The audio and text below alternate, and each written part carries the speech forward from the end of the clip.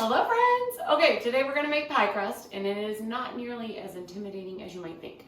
A lot of people tell me they've never made a homemade pie crust in their life. Well, today is your chance to get started. So this is 2.5 cups of flour, and in here I have 2 tablespoons of sugar and 1/2 teaspoon of salt. I'm going to add that to the mixture and then I am going to stir that right up. Mix it together, and then a food processor is an absolute must for this recipe. So I'm going to pour in about 2/3 of the mixture into the food processor. Try to do it as neat as possible. And then reserve the rest. And right here I have 2.5 sticks of butter. So that is cut up into little cubes and it is very cold. I'm gonna go ahead and stick that into the mixer. Oh. I am going to give this a little bit of a pulse. So I am going to pulse it 10 times first.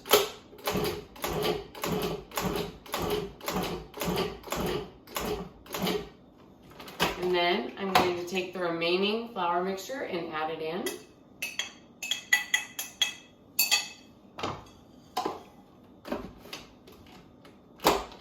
And I'm going to pulse it 5 more times. So when you take it off, you'll notice there's still sort of larger pieces of butter in there, but it's starting to become sort of a meal. This is a different way that I've done it than in the past, but I'm actually going to use my mixer in the process of incorporating the water as well. So I have a scant 1/2 cup of water with some ice cubes in there to make sure it's nice and cold.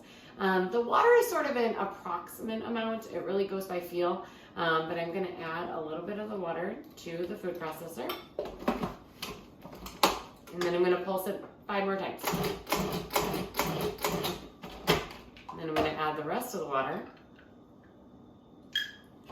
And pulse it 5 more times. Now, when I take this out, I'm going to notice that while it still looks really dry and crumbly, if I start to push it together, it really does start to hold together. I'm going to transfer it onto the surface and really work it into 2 different discs that I'm going to put in the fridge. I poured half of it onto the counter. Like I said, it might still look a little dry and crumbly. That is totally okay. If you feel like it's very dry, like it won't come together at all, then you can add just like another tablespoon of water. I think this is going to work just fine. I'm really working it. You don't want to overwork the dough, but you do want it to come together into a disc where it really holds together. I'm going to kind of turn, shape. All right, so I have 1 disc. Okay, so I have the dough that's been in the fridge. I'm going to take it out, and as you'll start to notice, it's really started to kind of come together a little bit better. So don't worry if it feels a little dry before you put it in the fridge. I'm going to dust my surface with plenty of flour, and then the top as well.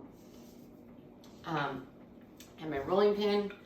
What I like to do is roll it a little bit, and if I notice like that it's kind of falling apart a little bit, feel free to work it back together just a little bit more with your hands. You might need to do just a little more working in order to get it to look the way that you want it to. So I'm going to kind of tuck those ends under and then roll it and do little quarter turns so that you get a nice even pie crust. If you notice that it's sticking a little bit, you can add a little bit more flour.